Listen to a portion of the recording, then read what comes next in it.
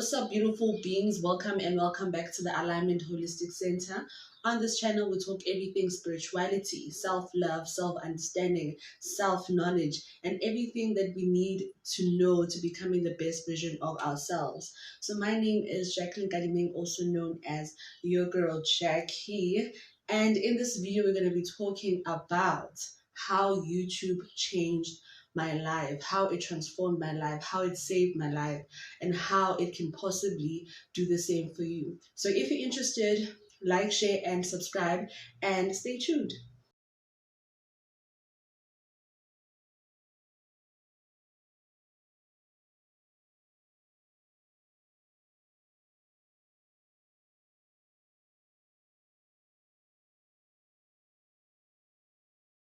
So the first way YouTube changed my life is I introduced myself to meditation via YouTube.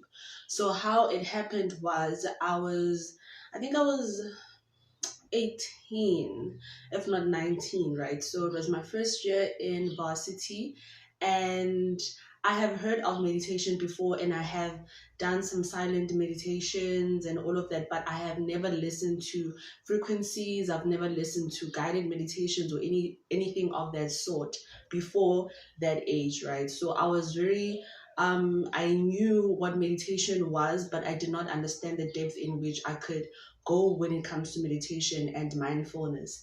So when I was 19, around there, I got into a very depressive state, right? Mainly because I was going through an emotional depression, basically, where I was suppressing myself, what I wanted. I did not know which direction I wanted to take in my life. And I know a lot of people can attest to that or can, relate to that. So in that depressed state and not wanting to write exams, not wanting to attend classes, and just being, I was actually self-medicating in such a way that I used to drink a lot of wine. I used to wine myself to sleep, and do other stuff. Yeah, I used to do a lot of things to try to like put myself to sleep because I wouldn't sleep. I'll have constant headaches. I even went to a doctor. The doctor prescribed painkillers for me. I was going through a very unhappy space in my life where I did not know what I wanted to do, but I felt like there was a part of myself that I was suppressing. Hence, I was depressed, right? So with meditation, how I got introduced to it is that I just went on YouTube and I typed meditation, and this video came up, and for some reason I wanted to like dive into it. Was a guided meditation, so I wanted specifically a guided meditation. So I listened to the guided meditation, which it was a different experience, and that is when I realized that we are high vibrational beings, right? So because I was feeling low, I was feeling very low. I was vibrating at a low frequency. So vibrating at a low frequency basically means that you are depressed, you have anger, you have all the negative emotions that one can have because you're vibrating at that frequency. So I realized that I am a high vibrational being in a sense that I deserved to be happy, I deserved to be fulfilled, I deserved to be loved, and I deserved all of these high vibrational feelings. But at that time, I wasn't, because I felt like I was battling, or I was facing a monster, which was, not knowing what is my life purpose and all of that. So YouTube saved my life because it's where a lot of people come, or a lot of people make contents just like I am right now, and they educate you about your own emotions, about why you're feeling a certain way. Because I didn't understand that it was just the course that I was doing that was making me feel that way. Although I did go to a psychologist who I felt like was not really relating to me or did not understand how I was feeling. So how I was feeling at that time, I felt like my body was out of place. I felt like my mind was out of place. I felt like I was not where I was supposed to be. So the psychologist ended up basically prescribing medication for me, saying that I need to go, to this place and give them the prescription, because I had a lot of anxiety also at the time, which was also affecting my schoolwork. And I really would prefer not to go to school. I would prefer not to. And for some reason, not going to school, not writing was actually even giving me peace of mind, which was crazy. That I now realize that, oh, what was depressing me was actually attending and just being frustrated with schoolwork and all of these things, and I remember saying to myself, I'd rather struggle for something that I really want, because the course that I was doing, I was also not enjoying it. So it didn't make it easier for me, right, to kind of embody myself in that, knowing very well that I was not happy. And at the same time, I did not want to take any medication, because, like I've said in my previous videos, I've never really been sick to a point where I would medicate, right? So now I was put in a situation where I had to medicate, to feel better. And I understood also that it was an emotional distress. It was not a physical one. So I did not understand the concept of using medication to deal with an emotional recovery, right? So meditation came in where now I was very mindful of my thoughts and understanding where my thoughts come from. Why am I thinking in a certain way? Why am I feeling like this? Why am I anxious? What's making me depressed?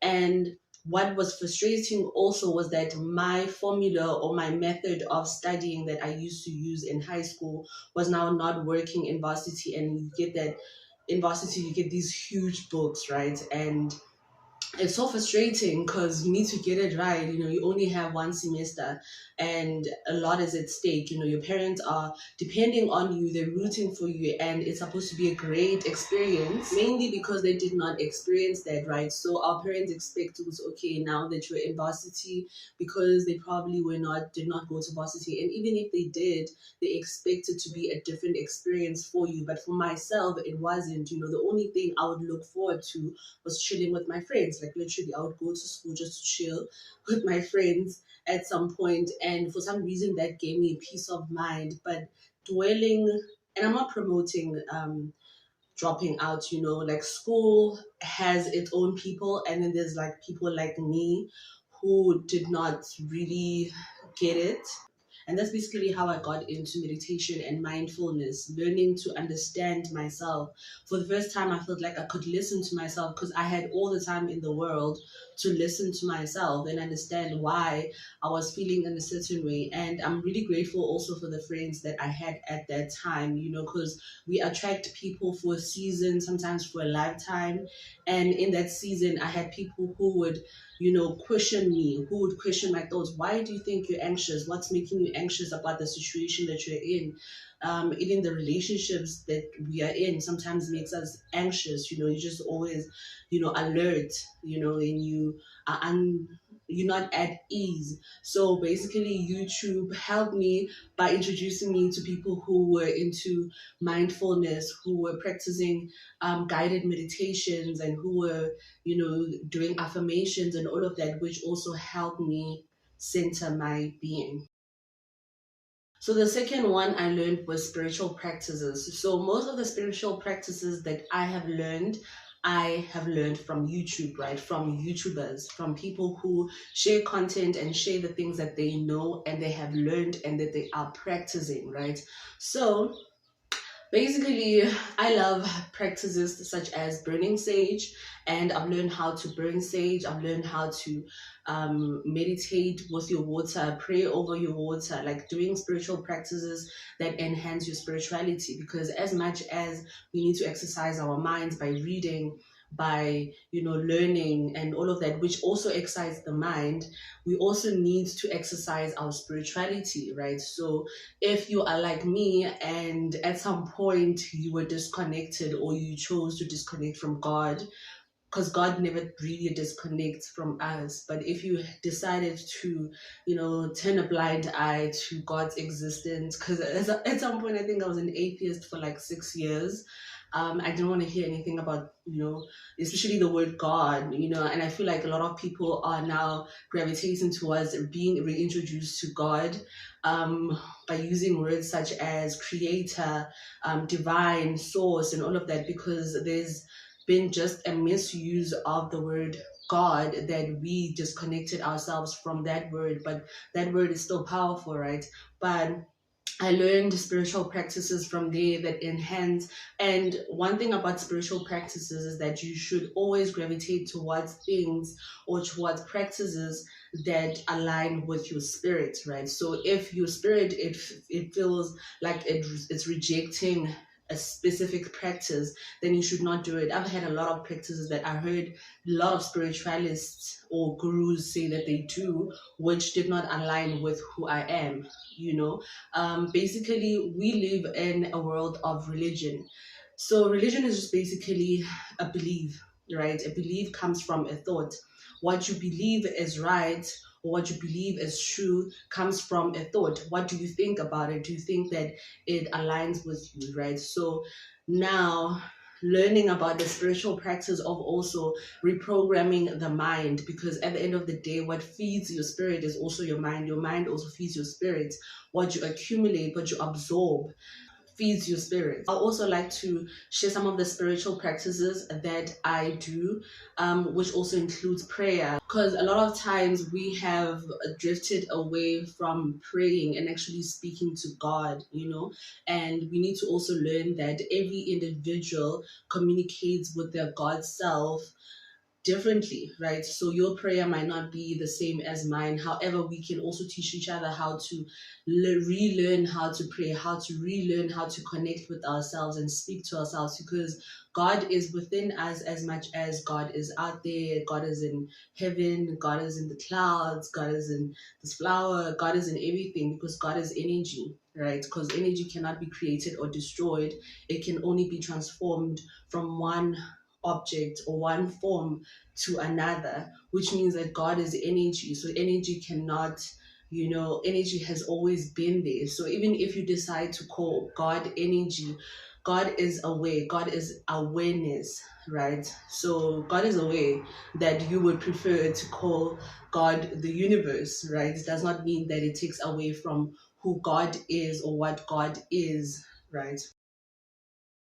And the third one is self-development, right? So self-development has a lot to do with mindfulness, number one, and self-awareness. So it all starts with uh, it all starts with having a meditative mind, meditating. Okay, so meditating has been done from a long time ago. It's not just a new age spirituality thing. Although all of the spiritual practices that are done now are seen or deemed as new age, because as Black people we are only being reintroduced to them after all the colonization and being moved from one place to another. We only finding our spirituality now, so that's why it sounds like it's new age, but it's practices that have been there for ancient, for long times, right? So meditation is one of them, and we can also see that how it's written biblically that be still and know that I am God, which is my favorite verse, by the way. So being still basically means being quiet and being within yourself and not letting any other outside noise destroy the peace within yourself. And that is when you will know God, because you understand that God is within yourself, and you will have a more heightened intuition, because now you will be more aware of God's voice. You won't question God's voice and compare it to your own thoughts. It's like distinguishing between who you are and who God is, and fusing that. So who you are and who God is, there's no separation. However, there is that ego that separates us from God, because God, as much as he is or it is or she is the ego, God is also, calm and just is. So in being still, that's when we actually reconnect with our God self. We connect with ourselves. So that's basically self-development, right? Understanding yourself and working on yourself, because you cannot develop something that you don't understand. So if you don't understand your own energy, you don't understand anything about yourself, you don't understand your thoughts, you don't, you're just all over the place. That's where you find yourself, or this way we find ourselves in an age where everyone is so depressed, everybody's so anxious. It's because we are not within ourselves, we are not still, we don't give ourselves enough time to be still so that we can develop parts of ourselves that need heal, and just become the best version of ourselves, and becoming the best version of ourselves does not mean that we always need to get it right. It's just understanding when we get it wrong, where we could have went right, and correcting that and moving on, and not dwelling on other things and the past and what could happen, what happened, and just being in our heads, but just being within ourselves. Fourth one is YouTube helped me with going through a metamorphosis, right? When I was transforming from the person that I was to the person that I am now, which I am still transforming, because transformation is just not like, okay, and then you are that person. You continue to work on yourself. It's the self-development part of it, right? You learn the person that you are becoming, it is all about becoming. It's like the butterfly effect, right? When you were a worm, you were used to being on the ground and all of that. Now you're a butterfly, you need to learn how to fly, you're getting used to your wings, but at the same time, your wings look pretty and they look nice, but you need to relearn your environment and all of that, right? So with relearning the person that I wanted to be, or the person I am becoming, YouTube helped me because I found people, or a community of people that were actually aligned with who I was becoming, and it made sense that some of the things that I needed to work on, they were already working on. So it's like, okay, now I see that somebody is actually doing it, and I can apply things to my life instead of trying to figure it all out by myself. Our thoughts, beliefs, and lifestyle, right? So, as I have mentioned, thoughts create our beliefs.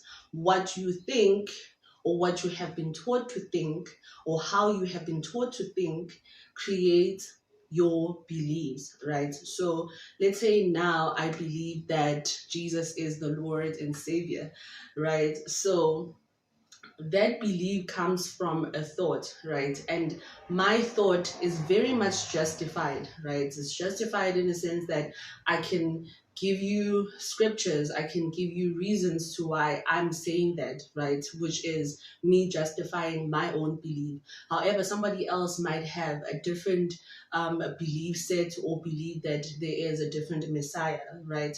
So with that, is because of the thought process. How were you what were you taught when you're growing up? It comes with the subconscious programmings that we got as a child. That's why it's very important when we have kids to program the right beliefs. As long as the belief makes you a better person, or makes you want to become a better being for yourself and for other people, I believe that it's amazing, right? But even my belief is just a thought. So understanding that if there are certain beliefs that do not serve you, it does not have to be spiritual. It can be when it comes to money, it can be when it comes to your health, when it comes to your mental health. For example, with mental health, Black people believe that only white people get depressed and anxious, and now we are moving in a generation where most kids are depressed, right? Most teenagers are depressed, whether regardless of color, right? So now it's like, where do our beliefs now come in, right? It's understanding that everything is a thought. You thinking that depression will not affect you because you are of a certain skin color, it's also a belief, and also believing that you'll be depressed for the rest of your life, nothing will ever go good for you, and all of that. That is all a thought, and that thought creates a belief, and the belief creates your lifestyle. It creates who you are. You end up being a depressed person. You end up being, an anxious person. Not saying that your depression is invalid or your emotions are invalid. However, we need to also look into our thoughts and understand that our thoughts create our beliefs, and our beliefs create our lifestyle. So understanding and moving and gravitating towards, positivity. And that's one of the things that I have learned on YouTube, because like I said, I went through a space where I was really depressed, and then it's when I started absorbing, content from positive people who were in line with the person I was trying to be, because I wasn't trying to be depressed for the rest of my life. I wasn't trying to be an anxious person for the rest of my life, although I do have, go through anxiety, have, anxiety attacks there and there, but it's not a thing that now that's who I am, or when the first thing that you know about me is that, oh, she's an anxious person, or any of that. So basically, that is the sixth thing that I learned on YouTube. Encouragement and motivation, right? So sometimes it's hard to stay encouraged and motivated, like it's a daily thing. Sometimes I have my moments where I am sluggish and I don't want to do anything. I don't want to talk. I don't want to run. I don't want to. I just want to be within my own energy, right? Because I'm not feeling motivated. I'm not feeling encouraged. This is where you get people around you to encourage you. But if you don't have anyone, there's a lot of motivational videos on YouTube that will get you into the right mindset. Because, like I said, everything starts with the thought. So sometimes the thought is so programmed that we are lazy, right? So the thought is just like, I'm just lazy, I'm a lazy human being, and then you end up being that, right? Even on your best days, you don't want to do anything. And I can relate to that. I'm saying that because I'm not judging you, but I understand. You know what I mean? So just gravitating towards now having self encouragement, right? If you don't feel motivated, watching ladies on YouTube that are motivated, that are all dressed up and ready to take, over the world, and absorbing off of that energy. How did you do this? How did you do that? And getting out of the cluster of emotions and, insecurity and all of that. And last but not least is being part of a community, right? So I wouldn't say that I have friends, but I have friends on YouTube. Like, yeah, that's how I see it. I feel like now we are moving in a social world that as much as you can text your friend on WhatsApp or just video call to get encouragement, or get a text or whatever, it's the same way we can, utilize other people who are on YouTube, right? Especially those ones who are genuine, which is hard to find people who are literally genuine on YouTube, because everybody is just so focused on the monetization and all of that. However, finding a community of people that relate to your hobbies and things that you want. I was actually surprised. There's this child that God connected me with, right? So this child was into gymnastics, right? And looking at her and understanding that she might never get an opportunity to, get a professional, somebody professional to teach her that. However, because she likes it, and she found someone on YouTube that she can, practice with at home, that shows that she's going outside of her way to get what she wants. If she does eventually get someone to practice with and all of that, then she's not starting from the bottom. She's starting from power. She's starting from encouragement. She's starting from a community that understands her, and the opportunities are always there when you are in the right community. Anyway, so Yes, those are the things that I have personally learned from YouTube that have changed or shaped my life in a certain way. There is still more that I would like to share.